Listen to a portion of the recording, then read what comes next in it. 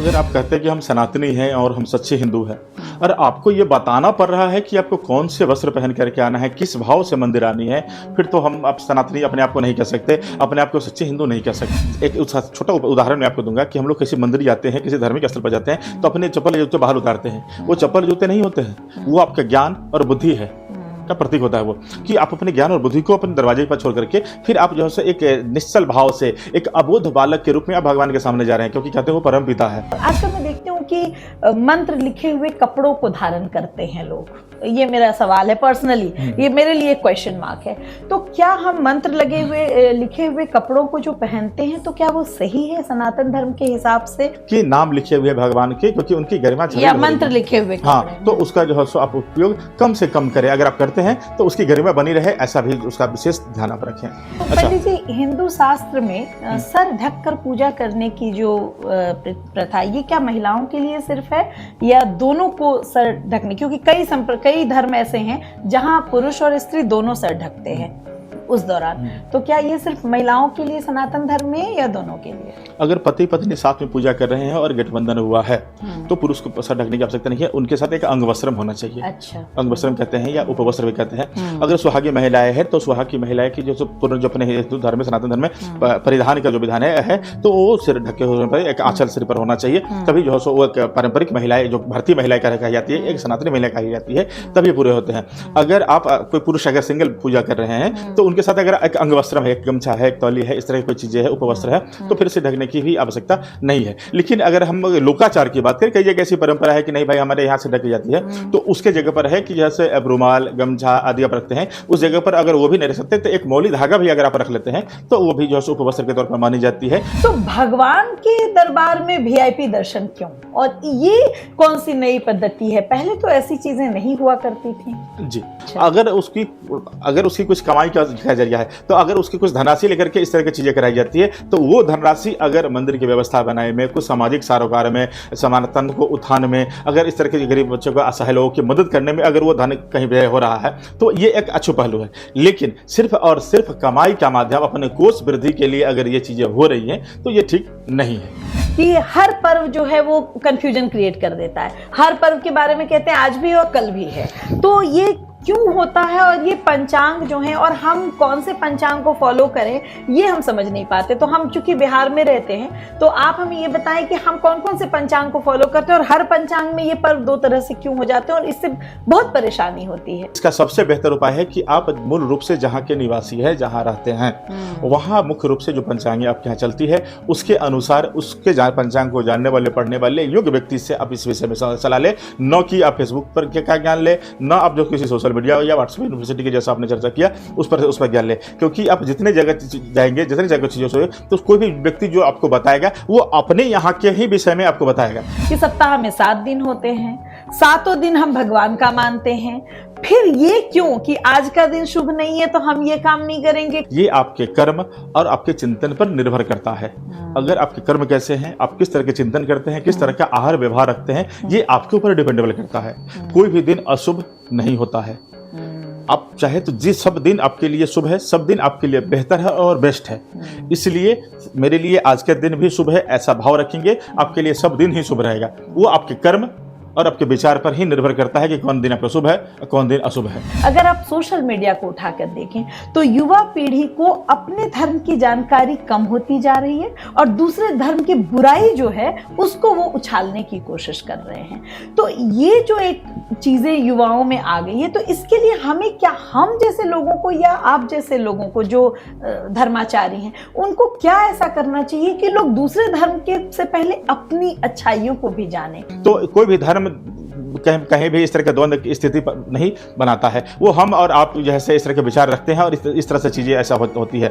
इसीलिए किसी भी धर्म के प्रति इस तरह की भावना नहीं रखनी चाहिए। आपको सब धर्म का अगर हम आप देखेंगे, उसकी गहराई में अगर जाएंगे तो तथ्य आपको यही मिलेगा कि जो हमारे सनातन का तथ्य है वही उनका भी है, वही तो उनका भी है, वही सबका है। तो इसलिए सब जो है एक ही है। सनातन धर्म से ही सभी धर्मों का ये हुआ है, उत्पत्ति हुई है और सब धर्मों को जो है करने वाला सनातन ने सभी धर्मों को अपनाया भी है, सबको सराहा है, सबको सराहा भी है।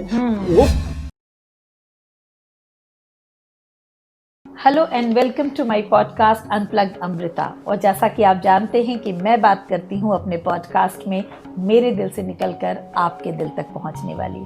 और आज के इस पॉडकास्ट में हम बात करने वाले हैं हमारे धार्मिक और अध्यात्म के बारे में। धर्म और अध्यात्म के बारे में जानना हर इंसान का फ़र्ज है कि वो अपने धर्म को जाने, अध्यात्म के बारे में जाने, लेकिन सही जाने। और जो सही जानकारी है वो बहुत कम लोगों तक पहुंच पाती है, क्योंकि आज की दुनिया में इतनी ज़्यादा इन्फॉर्मेशन आ गई है, इतनी ज़्यादा जानकारियां आ गई हैं कि सही और गलत में फ़र्क करना मुश्किल हो गया है। मैंने कोशिश की है कि आपको सही जानकारी पहुंचाने का प्रयास करूं। हो सकता है कि कुछ जानकारियों के साथ आप सहमत हों, कुछ के साथ आप सहमत नहीं भी हों, लेकिन हमारा पूरा प्रयास रहेगा कि सही तरीके की जानकारी आप तक पहुंचे। और इसी कड़ी में हमने आज अपने स्टूडियो में, अपने पॉडकास्ट में आमंत्रित किया है आचार्य राकेश झा जी को, जो कि एक आचार्य हैं और धार्मिक कर्मकांड में करते हैं और बहुत सारी जानकारियां रखते हैं। और इनकी जो अध्यात्म के प्रति जानकारी है वो आपके साथ हम चाहते हैं कि हम साझा करें। और बहुत सारे ऐसे सवाल हैं जो मेरे पास भी पहुंचते हैं, आप लोगों के दिमाग में भी आते होंगे, तो आज हम इनसे कुछ सवाल करेंगे सनातन धर्म के बारे में, आध्यात्म के बारे में, और जो कुछ भी हमारे यहाँ चल रहा है उसके बारे में। तो बहुत बहुत स्वागत है आचार्य जी आपका। आप हमारे कार्यक्रम में आए हैं और मैंने कोशिश की है कि अपने पॉडकास्ट के माध्यम से सही चीज़ लोगों तक पहुँचाऊँ और लोग देखें उसको।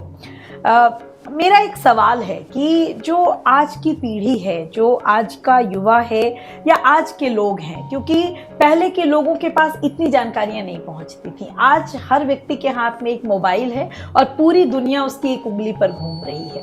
वो अलग अलग चीज़ों के बारे में जानकारी भी प्राप्त कर रही है, लेकिन कितना सही और कितना गलत है इसका उसको भी अंदाज़ा नहीं हो पा रहा है। तो सनातन धर्म जो हमारा है उसके बारे में उनकी रुचि ज़रूर बढ़ी है, वो जानना चाहते हैं, लेकिन वो कौन से सनातन धर्म को जान रहे हैं? क्या वो व्हाट्सएप यूनिवर्सिटी और फेसबुक के ज्ञान से सनातन धर्म को जान रहे हैं, या उनको जो जानकारी मिल रही है वो सही है या गलत है, या वो सही दिशा में अपने आप को लेके जा रहे हैं और सही सनातन को समझने की कोशिश कर रहे हैं, या एक जो माहौल बन गया है उससे वो प्रभावित हो रहे हैं? सबसे पहले तो बहुत बहुत आभार अमृता जी आपका कि आपने इस पॉडकास्ट में मुझे आमंत्रित किया और इतने सुंदर सुंदर विचार आप और सवाल जो है आपकी तरफ से आ रहे हैं। आजकल के जैसा आपने सवाल किया कि सनातन के प्रति लोगों की अभिरुचि काफ़ी बढ़ी है, ये बहुत अच्छी बात है। और एक सनातन के उत्थान को लेकर के ये बहुत ही विशेष कदम लोगों को मन में आई है। विशेषकर युवाओं का रुचि इस तरफ से बढ़ना ये बहुत ही खुशी की बात है, ये प्रसन्नता का विषय है और वो इसके लिए धन्यवाद की भी पात्र है। जहाँ तक बात करें कि किस तरह की जो रुचि बढ़ी है वो सही दिशा में जा रही है, नहीं जा रही है, लोग क्या कर रहे हैं, तो मैं आपको बताऊँ कि सनातन धर्म को, जिसे अक्सर सनातन संस्कृति भी कहा जाता है, ये केवल एक धर्म ही नहीं है, ये एक पद्धति है, एक जीवन जीने की कला है, एक जीवन शैली है। बिल्कुल। इसकी जड़ें जो है वो वेद, उपनिषद और पुराण की गहराइयों से निकला हुआ है। यह समय की कसौटी पर खड़ा भी उतरता रहा है समय पर।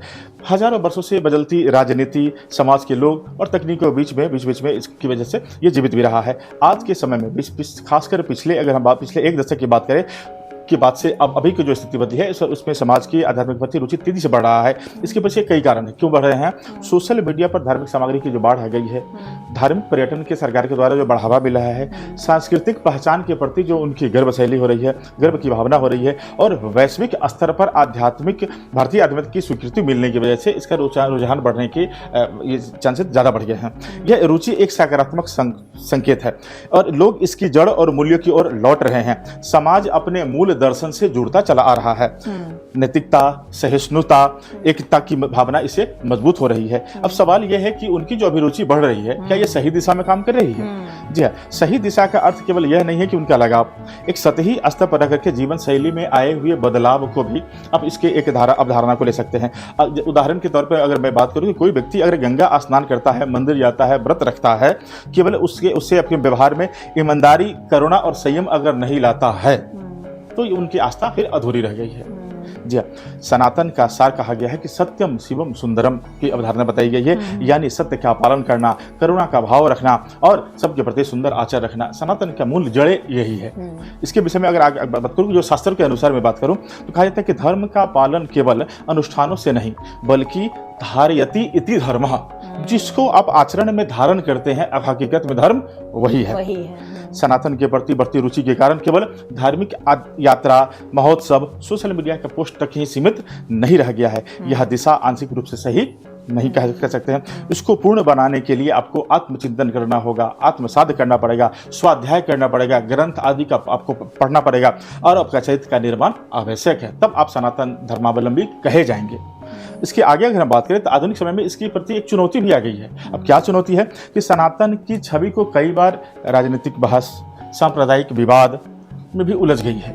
इसको लेकर के कहा जाता है कि युवा पीढ़ी सिर्फ एक धार्मिक विचार के रूप में देखने लगी है। इसकी वजह से वास्तव में कहा जाता है यह एक सार्वभौमिक जीवन शैली भी बन गई है। लोग कहा जाता है कि यह प्रकृति का प्रेम, विज्ञान और कला और दर्शन सभी इसमें शामिल होते हैं। हकीकत में सनातन धर्म वो है। इसके विषय में अगर हम आगे बात करें तो सनातन के प्रति जो रुचि बढ़ी है उसका स्वागत भी होना चाहिए। जो लोगों के प्रति इसका यह हुआ है, जैसे मैंने आपको पहले कहा, यह केवल स्वागत होना चाहिए पंडित जी। लेकिन मेरा यहाँ पे एक सवाल है। मैंने युवा पीढ़ी को देखा है, 90% युवा पीढ़ी ने ना गीता पढ़ी है, ना रामायण पढ़ी है, ना उन्हें वेद का पता है। बहुत सारे युवाओं को तो ये भी पता नहीं कि हमारे पास वेद कितने हैं, उपनिषद कितने हैं, कुछ नहीं जानते। अधिकतर युवा पीढ़ी कलावा बांधना और टीका लगाने को सनातन धर्म का प्रतीक समझती है। और कई बार मैंने इस चीज को महसूस भी किया है कि जब युवा पीढ़ी बात करती है तो वो कहती है कि हम हिंदू हैं, मगर क्या वो हिंदू होने का वास्तविक अर्थ समझते हैं कि हिंदुत्व एक ऐसा धर्म रहा, इस पूरी दुनिया में एक ऐसा धर्म रहा जिसने सभी धर्मों को अपने अंदर समेटा। दुनिया में जितने भी धर्म बने सनातन के बाद बने, और सनातन धर्म की खूबी ये रही कि उसने किसी धर्म को खत्म नहीं होने दिया। बाकी अगर बहुत सारे धर्मों की बात करें तो मैंने उसमें धर्मांतरण देखा, मैंने उसमें जबरन थोपने वाली चीजें भी देखी। ये सनातन वो नहीं था। लेकिन हमारी युवा पीढ़ी की जो सबसे बड़ी परेशानी हो गई कि बिना बेसिक जानकारी के हम उन्हें सनातन के प्रति उनमें रुचि तो पैदा कर रहे हैं, लेकिन क्या वो रुचि सही दिशा में पैदा कर पा रहे हैं? ये हम सब जैसे लोगों की जिम्मेदारी में आता है। इसके बारे में आप बताएं। अब जो ये होती है कि आप हिंदू अगर हैं तो हकीकत में हिंदू का कर्तव्य क्या है, हिंदू के धर्म क्या है, उनकी बेसिक जड़ क्या है, वो चीज़ें आपको जाननी पड़ेगी। जानने के लिए अपने जो धर्म ग्रंथ है, जो उपनिषद है, जो शास्त्रों में उसके विधान बताए गए हैं, वो सब चीज़ों को आपको जानना पड़ेगा। उसके लिए आपको स्वाध्याय कहा गया है, आत्मचिंतन करना पड़ेगा, तब जाकर के आप जो सही दिशा में चल पाए। अगर आप ये नहीं कर सकते तो ऐसे जानने वाले किसी योग्य व्यक्ति के संपर्क में आकर के उनसे इस चीज़ों के विषय में, इसकी जड़ को समझिए, इसके मूल अर्थों को जानिए, तब जाकर के आपका सनातन के प्रति जो अभिरुचि है एक सही दिशा में जा पाएगा और आप भी अपने आने वाले पीढ़ी को और वर्तमान की परिस्थिति को और अच्छा और बेहतर कर पाएंगे। इसलिए किसी भी विचार को कहा जाता है कि केवल देख लेने से और स्क्रॉल कर लेने से वहां से जो मेरे ज्ञान को सब ज्ञान नहीं कह सकते। कलावा बांधने या टीका बांधने वो ठीक है, वो बहुत अच्छी बात है, टीका लगाने और कलावा बांधने, ये हिंदू धर्म की पहचान है कि अगर हिंदू है तो पहचान है। लेकिन हम अगर कलावा बांधते तो क्यों बांधते हैं, इसके पीछे का क्या रहस्य है, इसके बांधने से क्या हमको क्यों लगाते हैं, क्यों बढ़ जाए। टीका जो लगाते हैं आप देखते होंगे कि अपने हिंदू धर्म में कई अलग संप्रदाय के लोग हैं, अलग अलग तरह से टीका लगाते हैं और उन सब का मतलब आप नहीं समझते। हाँ, कुछ लोग जो है सो ऊर्ध्वपुंड लगाते हैं, जो 3 रेखा सीधा होती है, जो विष्णु के पास रेखा है। जो शिव को मानने वाले हैं, सब भक्त हैं, वो जो है सो त्रिपुंड आदि लगाते हैं। तो वो लगाते हैं। तिलक लगाने की अवधारणा भी अलग है, तिलक लगाने की जो सामग्री थी वो भी अलग अलग है। कोई भस्म लगाते हैं, कोई चंदन लगाते हैं, कोई घिस के लगाते हैं, कोई जो है सो अष्टगंध आदि लगाते हैं, कोई रूली लगाते हैं। तो इस तरह से अलग अलग चंदन लगाते हैं और अलग अलग चंदन लगाने की अलग अलग विधि है और अलग अलग उसका जो है महत्व है। क्यों किया जाता है? शरीर के अलग अलग पार्टों में भी लगाई जाती है। हम लोग हृदय में लगाते हैं, कंठ में लगाते हैं, बाह में लगाई जाता है, शिखा में लगाई जाती है, हृदय में लगाई जाती है, सब जगह लगाई जाती है। सब जगह लगाने की का भी जो सो अर्थ है, उसका मतलब है। आज्ञा चक्र में लगाते हैं, मस्तक पे लगाते हैं, इसके लिए भी महत्व है। अब सीधे लगा लिए घूम रहे हैं हिंदू,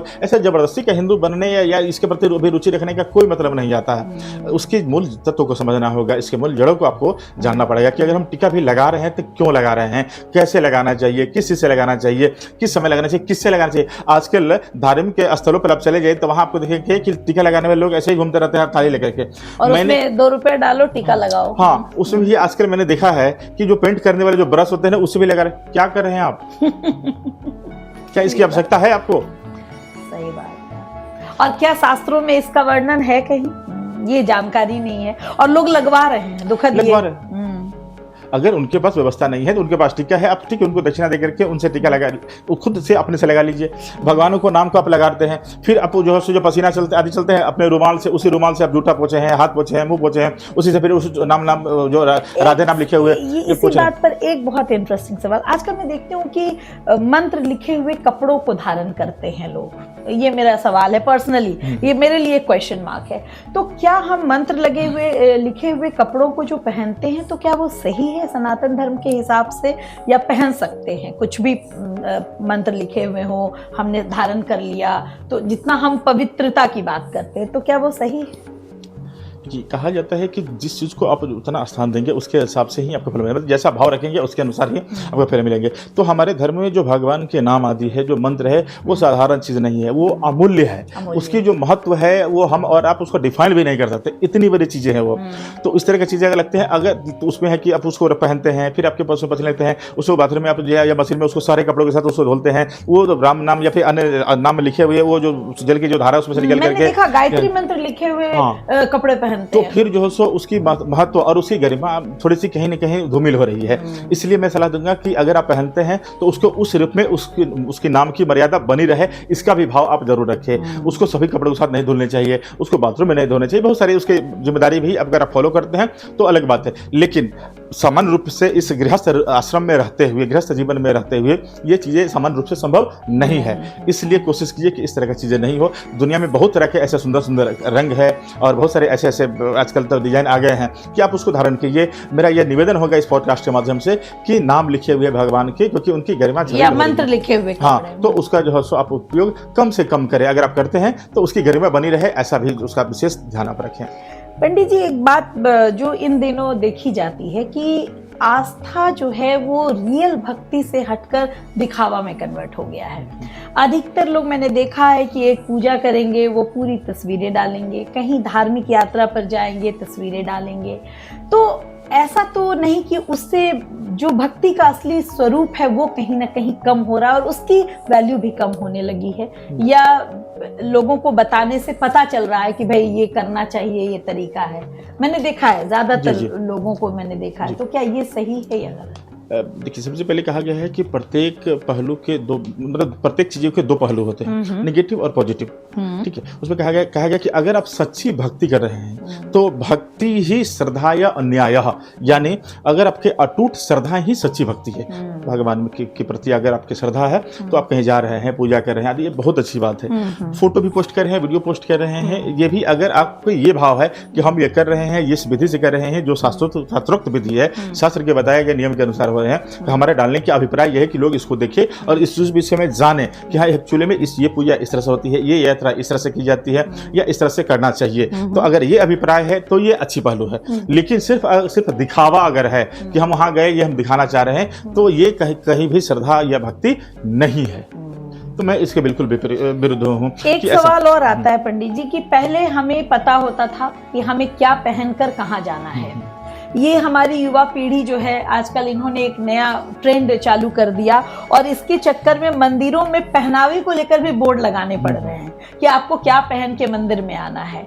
तो क्या ये हमारी गलती है या उन लोगों की गलती है जो बोर्ड लगा रहे हैं कि आपको ये पहन के नहीं आने देंगे? ये कहाँ चूक हो गई कि युवा पीढ़ी को ये समझ नहीं आ रहा है कि कहाँ क्या पहनावा पहन के जाना चाहिए?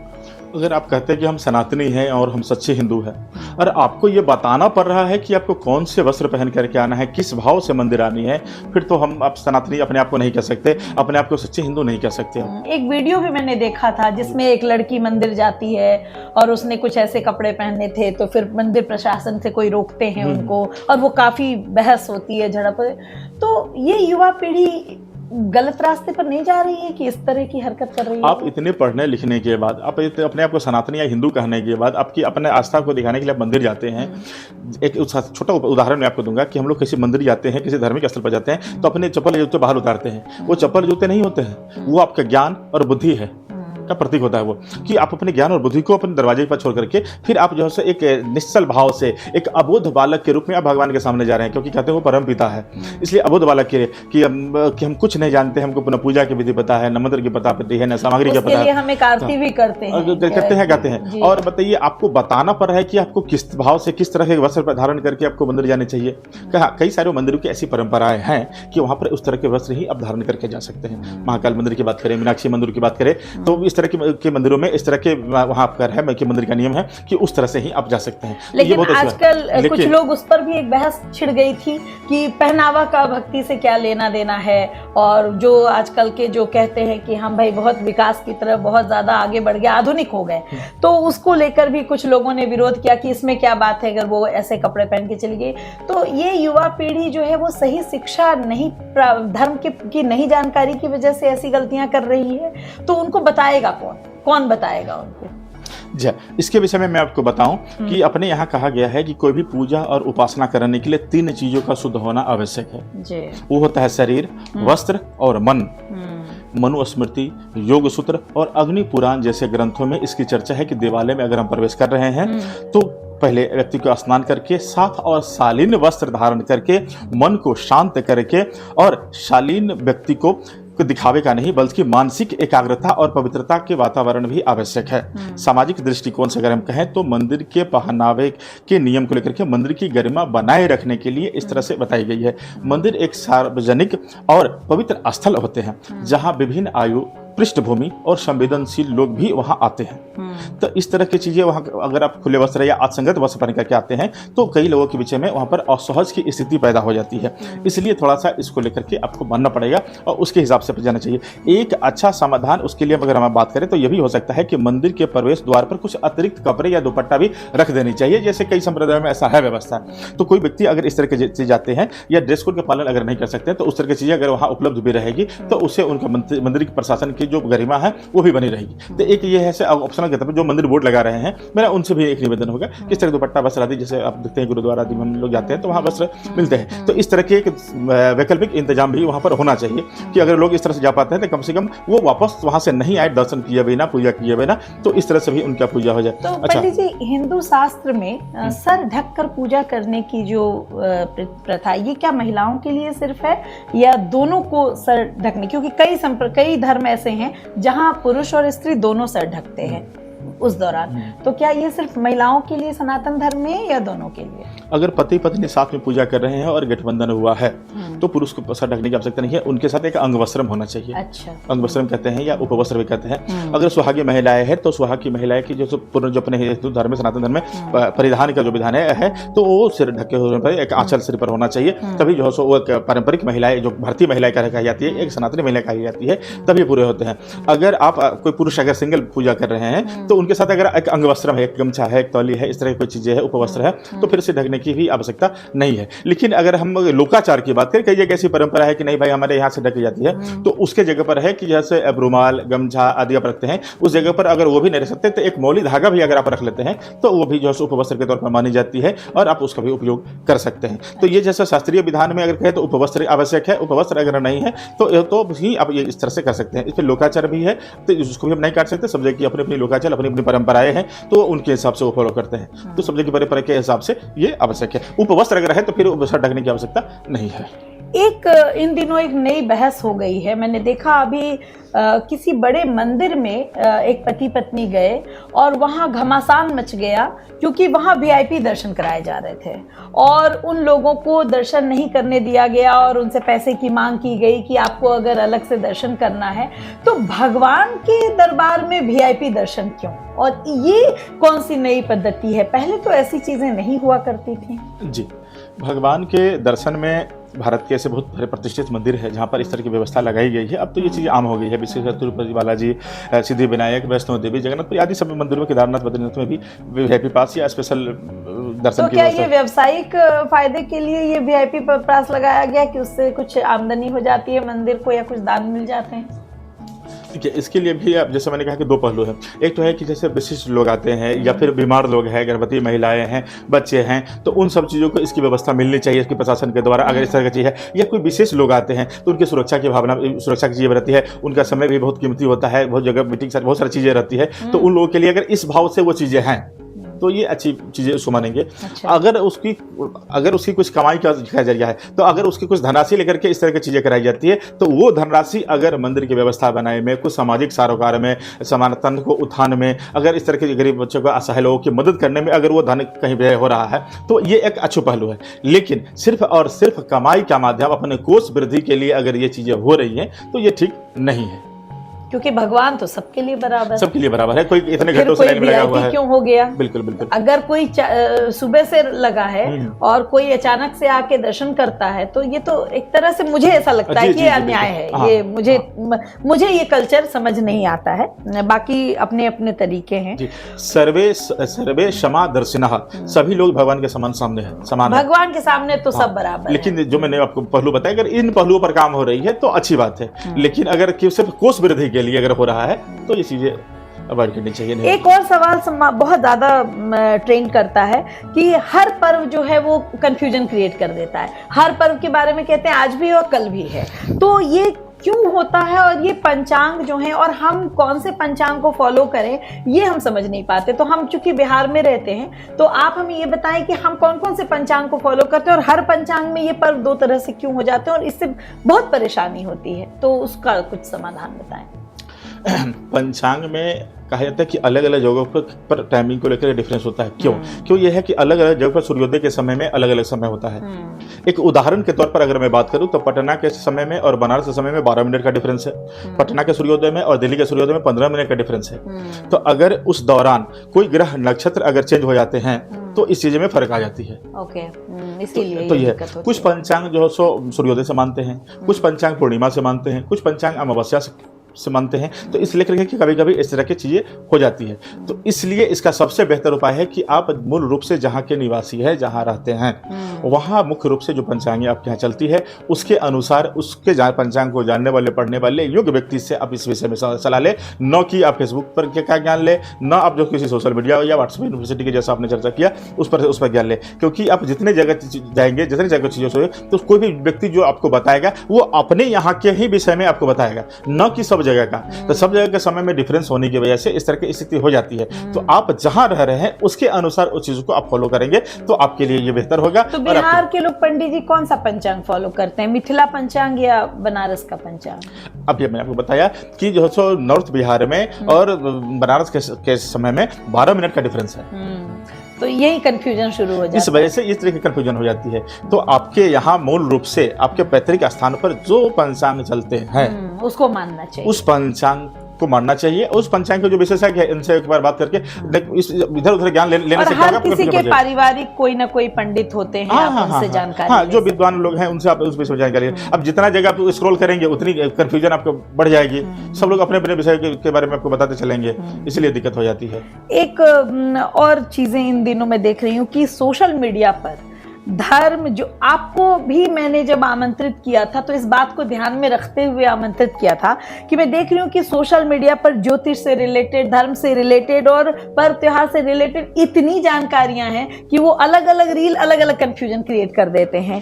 तो मानते भी हैं लोग उनको, बहुत सारे लोग फॉलो भी करते हैं। तो ये जो कुछ लोग टोटका बताते हैं, ऐसा करने से ऐसा हो जाता है, ऐसा करने से ऐसा हो जाता है, तो ये जो भ्रम फैलाया जा रहा है इसके बारे में आपका क्या विचार है? एज आचार्य, एज जो भी आप पूजा पाठ से रिलेटेड आप करते हैं, आप क्या कहना चाहते हैं? सबसे पहले चीजों को मैंने कहा कि एकदम आप लॉजिकल रहिए। जो व्यक्ति आपको इस वे बता रहे कि आप ऐसा करें तो ऐसा हो जाएगा, अगर वो व्यक्ति सही में वो चीजें कर पाता तो खुद क्यों नहीं करता कि आपको ज्ञान दे रहे हैं? सही बात है, ये बात सही है। इसीलिए होता अगर वो विशेष कोई प्रमाणित संस्था से अगर वो चीज़ आ रही है, कोई विशेष योग्य व्यक्ति के मुखारबिन से वो चीज बातें अगर निकल के आपके पास आ रही है तो वो सही है। लेकिन आजकल सोशल मीडिया पर इस तरह की चीज़ों की भ्रामक बहुत ज़्यादा हो गई है और हम लोग उस पर फॉलो करने लगे हैं, उस चीज़ों को अपने आत्मसात करने लगे हैं, इसलिए यहाँ कन्फ्यूजन की स्थिति बन जाती है। और नई नई तरह की पूजा की चीजें भी हमारे सामने आ रही हैं, जो पर्व जो मैंने कभी नाम भी नहीं सुना है वो सब भी अभी आ रहा है कि ऐसा इस दिन ऐसा होता है, उस दिन ऐसा होता है। एक और सवाल मैं देखती हूँ कि इस दिन ये नहीं करना चाहिए, उस दिन नहीं करना। मैं जानना चाहती हूँ कि सप्ताह में 7 दिन होते हैं, 7 दिन हम भगवान का मानते हैं, फिर ये क्यों कि आज का दिन शुभ नहीं है तो हम ये काम नहीं करेंगे, कल का दिन शुभ नहीं है तो ये काम करेंगे। 7 दिन सोमवार हम शिव के लिए मानते हैं, मंगलवार हम काली माँ के लिए मानते हैं, है ना, हाँ। हनुमान जी के लिए मानते हैं, बुधवार को हम गणेश जी के लिए मानते हैं। तो जब सब दिन भगवान का है तो फिर ये कहाँ से होता है कि आप ये रविवार को मत करिए, आप ये शनिवार को मत करिए, ऐसा क्यों? अपने यहाँ बड़े लोग कहते हैं कि प्रत्येक दिन का सूर्योदय एक नया दिन एक नए अध्याय के साथ शुरू होता है। तो जब एक नया दिन और नए अध्याय के साथ कोई नया चीज शुरू हो रहा है तो खराब या अशुभ कैसे हो सकता है? और जब हर दिन भगवान का है तो अशुभ कैसे हो सकता है? तो वो ये चीजें जो अवधारणा है ये आपके कर्म और आपके चिंतन पर निर्भर करता है। अगर आपके कर्म कैसे हैं, आप किस तरह के चिंतन करते हैं, किस तरह का आहार व्यवहार रखते हैं, ये आपके ऊपर डिपेंडेबल करता है। कोई भी दिन अशुभ नहीं होता है। आप चाहे तो जिस सब दिन आपके लिए शुभ है, सब दिन आपके लिए बेहतर है और बेस्ट है।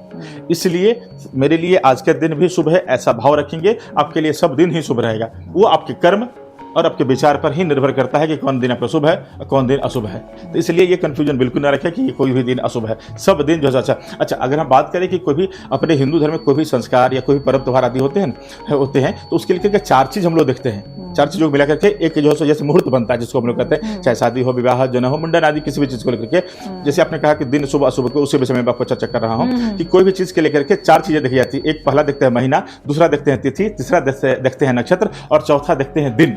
ये 4 चीजें अगर मैच होती है तभी जाकर के एक अच्छा मुहूर्त बनता है, एक अच्छा लग्न तैयार होता है। इसमें दिन की बात कहाँ से आ गई?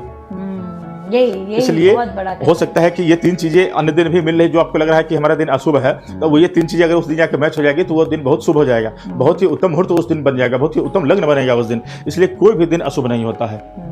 आपके कर्म के हिसाब से, आपके विचार के हिसाब से। एक चीज, हालांकि हो सकता है कुछ लोग इस सवाल से नाराज भी हो जाएं, लेकिन मेरे अंदर एक सवाल है। ये सनातन धर्म, मैंने पहले भी कहा है कि वो अथाह समुद्र है, उसमें आप जितना गोता लगाएंगे हर बार कुछ मोती लेकर निकलेंगे। लेकिन आपने इस चीज को महसूस किया होगा कि जितना हम सनातन धर्म को जानने की कोशिश नहीं कर रहे हैं, उससे ज्यादा हम दूसरे धर्म की बुराइयों को बताने की कोशिश कर रहे हैं। ये हमारे समाज में एक नया ट्रेंड चल गया है। अगर आप सोशल मीडिया को उठाकर देखें तो युवा पीढ़ी को अपने धर्म की जानकारी कम होती जा रही है और दूसरे धर्म की बुराई जो है उसको वो उछालने की कोशिश कर रहे हैं। तो ये जो एक चीजें युवाओं में आ गई है, तो इसके लिए हमें क्या, हम जैसे लोगों को या आप जैसे लोगों को जो धर्माचारी हैं, उनको क्या ऐसा करना चाहिए कि लोग दूसरे धर्म के से पहले अपनी अच्छाइयों को भी जानें, और अपनी अच्छाइयां जानेंगे तो दूसरा धर्म भी बुरा नहीं लगेगा, ऐसा मेरा मानना है। क्योंकि दुनिया का कोई भी धर्म बुरा नहीं होता है, वो हर चीज को अलग अलग मान्यताएं हैं, उनको फॉलो करते हैं। तो ये कहां से ये इतनी नफरत की बीज भर, जबकि पहले ऐसा नहीं था। हमें तो कोई नफरत नहीं है किसी और धर्म से, फिर हमारी आगे की पीढ़ी को ऐसा क्यों हो गया? कहा जाता है कि किसी के विषय में बोलने या कहने से पहले आपको खुद के अंदर झांकनी चाहिए, खुद के अंदर टटोलना चाहिए कि आप कितनी गहराई में हैं, आपको अपने धर्म के विषय में कितनी जानकारी है। कोई भी धर्म, कोई भी संप्रदाय किसी के प्रति द्वंद नहीं करता है, किसी की बुराई नहीं करता है, सब में आपसी भाईचारे का ही, आपसी प्रेम और सौहार्द की बातें करता है। और अगर सनातन की बात करें तो ये तो सर्वश्रेष्ठ है, सर्वोपरि है। तो कोई भी धर्म कहीं भी इस तरह के द्वंद की स्थिति नहीं बनाता है। वो हम और आप जैसे इस तरह के विचार रखते हैं और इस तरह से चीजें ऐसा होती है।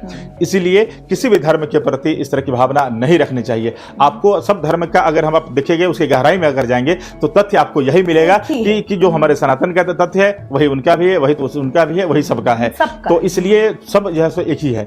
सनातन धर्म से ही सभी धर्मों का ये हुआ है, उत्पत्ति हुई है, और सब धर्मों को जो है करने वाला सनातन ने सभी धर्मों को अपनाया भी है। उन्होंने सबको किसी को सराहा बुरा है, नहीं सबको कहा। सराहा भी है।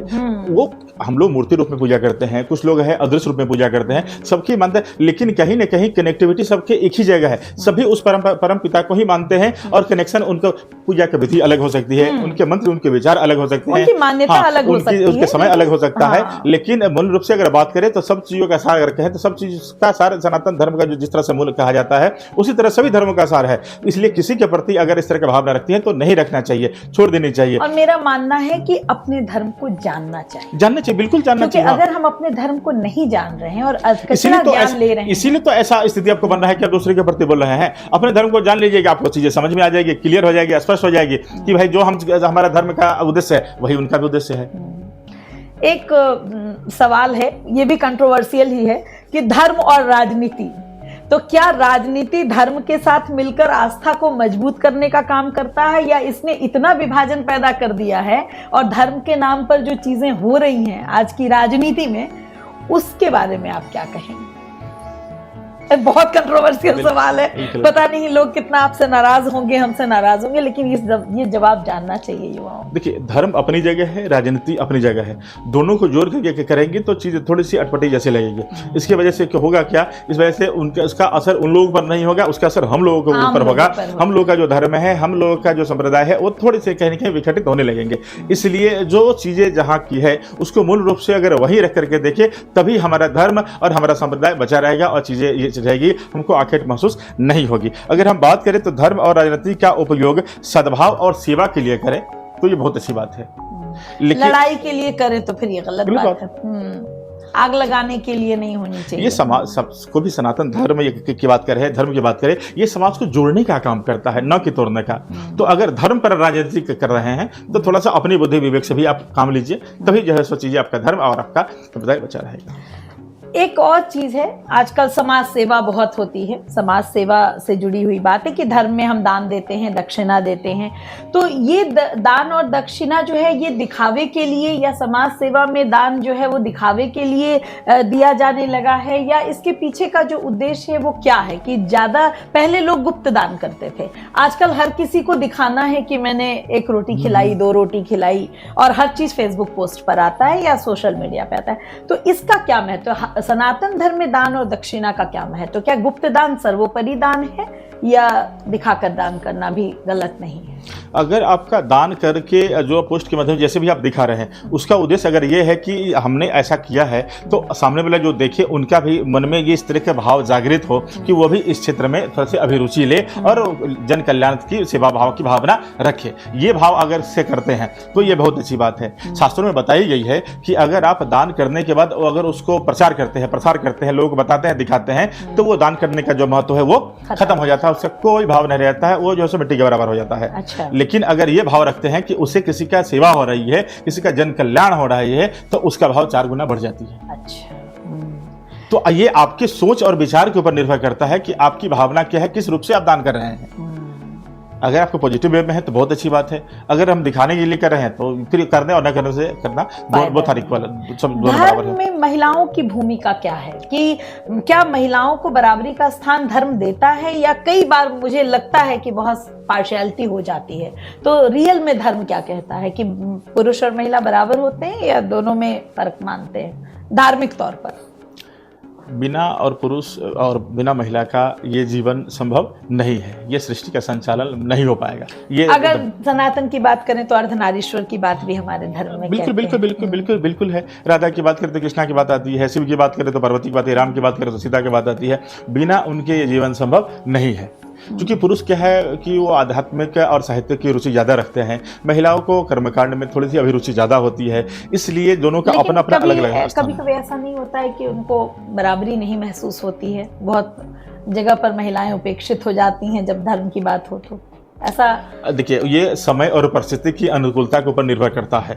अगर मान लीजिए कोई व्यक्ति कामकाज वाले हैं, उनको वहाँ जाना आवश्यक है, उनसे घर के परिवार का पालन पोषण उसे चल रहा है, अब और उसके दौरान अगर आप कहें कि हाँ नहीं आपको आज ये करना है वो करना है, तो थोड़ी सी वहाँ पर खिंचतान की स्थिति बन जाती है। तो महिलाओं को भी इस चीज़ को समझना चाहिए कि समय क्या है, परिस्थिति कैसी है, पारिवारिक सौहार्द हमारी बनी रहे, तभी आपका वो धर्म के प्रति जो है अभिरुचि उनकी जागृत रहेगी, उनकी भावना उसी तरह से बनी रहेगी। जबरदस्ती किसी के ऊपर कोई चीज़ थोपने से उसका वैल्यू जो है कम हो जाता है या फिर उसके ऊपर से विश्वास खत्म हो जाती है। इसीलिए ऐसा अगर आप नहीं कह सकती कि हाँ कोई आगे है कोई पीछे है, कोई ज़्यादा कर रही है कोई कम कर रही है।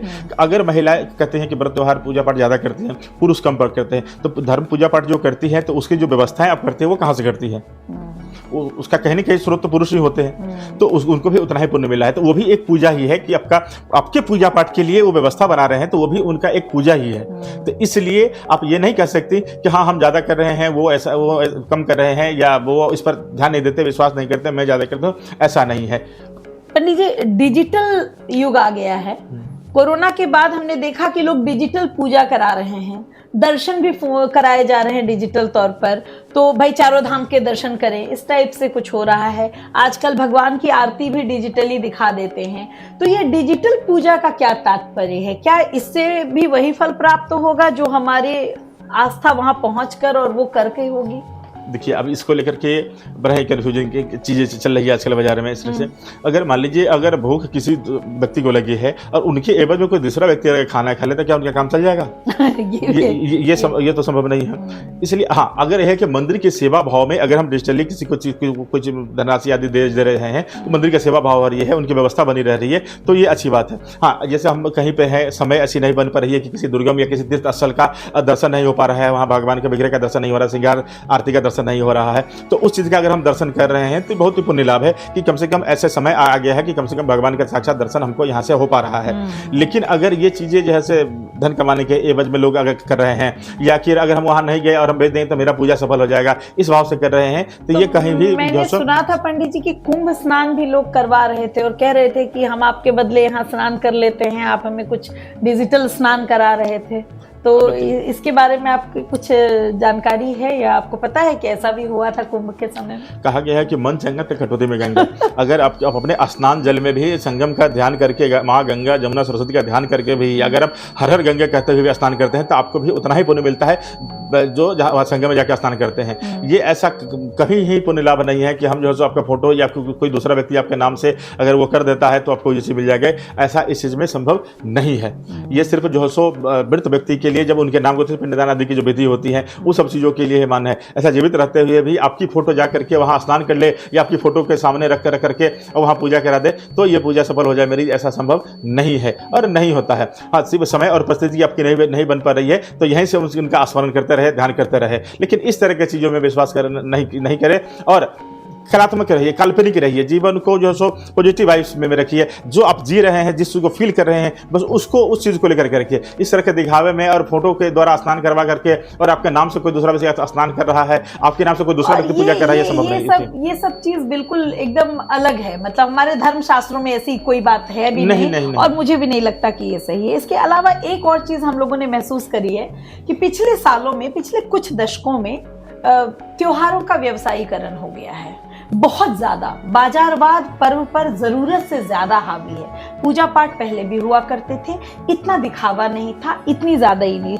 तो क्या ये बाजार जो भावनाओं पर हावी पड़ रहा है, उससे एक तो खर्च बढ़ा, दूसरा क्या हुआ कि लोगों को लगता है कि हम ऐसा नहीं करेंगे तो शायद हमारी पूजा सफल नहीं होगी। तो बाजार कितना ज्यादा प्रभावित कर रहा है धार्मिक कर्मकांड को या धर्म को? आपने कहा कि पहले भी पूजा होती थी, आजकल लोग पूजा कम दिखावे में ज्यादा कर रहे हैं, इसलिए इस तरह की चीजें बढ़ गई है। जो भी व्रत या पूजा हम कर रहे हैं वो जो है सो उसके मूल उद्देश्यों को जानते हुए अगर हम पूजा करते हैं तो ही आपकी पूजा स्वीकार रहती है। हाँ, किसी सामाजिक संगठन द्वारा सार्वजनिक तौर पर इस तरह की पूजा हो रही है कि जिसको देख करके लोग जाने और उनकी भी इस प्रति भावना उनकी जागृत हो, इसके लेकर के अगर चीजें हो रही है तो ये अच्छी पहल है। लेकिन अगर सिर्फ और सिर्फ बाजारवाद के लिए ये चीजें हो रही है, सिर्फ आपसी हो रही है कि मेरा पंडाल अच्छा है, मेरा पूजन आयोजन अच्छा है, मेरा माइक साउंड ज्यादा अच्छा है, मेरे लाइटिंग की व्यवस्था अच्छा है, मेरी सजावट ज्यादा अच्छी है, इस तरह चीजें भावना से अगर हो रही है तो ये कतई इसका सनातन स्वीकार नहीं करता है, कतई उनकी पूजा इस तरह से स्वीकार नहीं होती है। ऐसा हमारे धर्म शास्त्रों में इसकी चर्चा है। लेकिन अगर आप पूजा के मूल रूप को जान करके उस भावना से अगर पूजा करते हैं तभी आपको पूजा स्वीकार होती है। बाजारवाद सिर्फ दिखावे क्या उद्देश्य के लिए अगर है तो ये चीजें बिल्कुल ही सनातन स्वीकार नहीं है। अगर हम महादेव की बात करें तो वो कहते हैं कि हमको कोई एक लोटा जल भी चढ़ा देगा तो मैं प्रसन्न हूँ। बिल्कुल, मुझे उन्होंने कोई महंगी चीजें नहीं बताई हैं पूजा पाठ में, किसी भी भगवान को बिल्कुल, गए। बिल्कुल। लोग कहते हैं कि ये चढ़ाने से ये होता है, ये चढ़ाने, भगवान कहते हैं कि कुछ भी नहीं, तुम्हारा मन अच्छा होना चाहिए।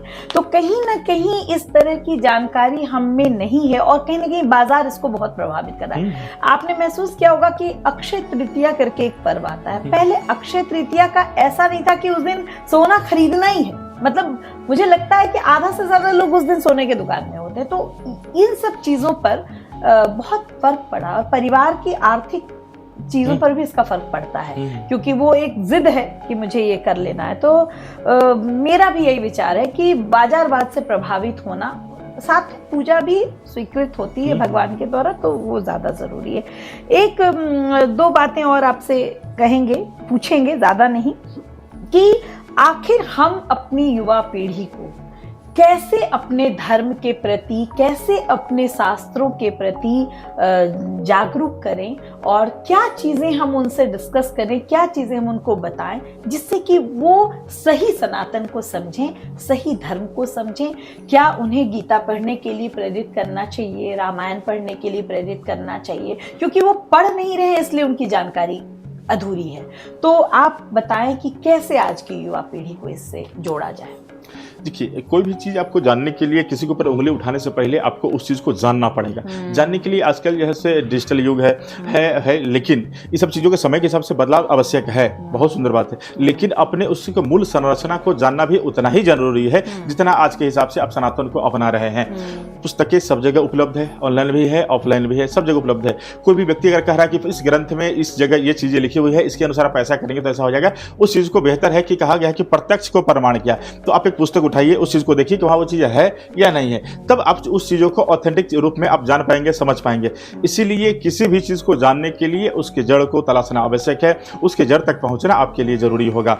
जब तक आप जरूर नहीं पहुँचेंगे, आप हवा में ही रह जाएंगे और आपको अपने धर्म के बारे में, अपने साहित्य के बारे में, अपनी अभिरुचि के बारे में मूल जानकारी आपको नहीं हो पाएगी और आप जो है सो अधूरे ज्ञान, कहा गया है कि अजीर्ण विद्या विखम, कम जानकारी विष के समान होती है।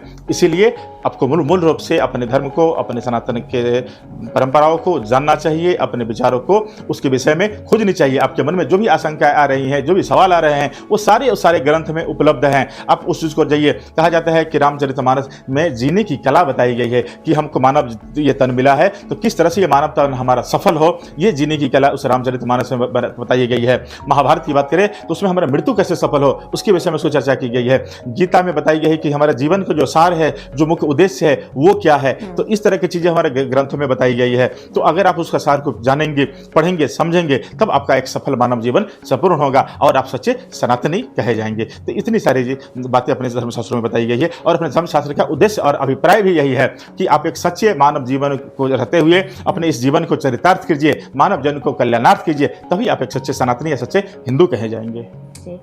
तो आज आचार्य राकेश झा जी से हमने इतनी सारी बातें करी हैं।